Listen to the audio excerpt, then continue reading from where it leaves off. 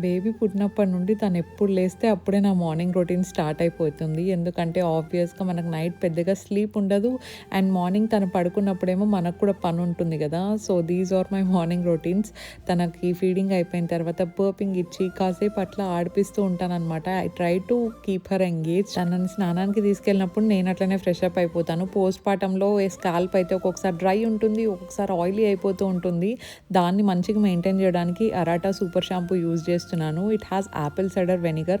దానివల్ల స్కాల్ప్ చాలా మంచిగా క్లీన్ అవుతుంది. ఏమైనా బిల్డప్ ఉన్నా కూడా పోతుందనమాట. అలోవెరా ఉండడం వల్ల చాలా స్మూత్ అవుతుంది.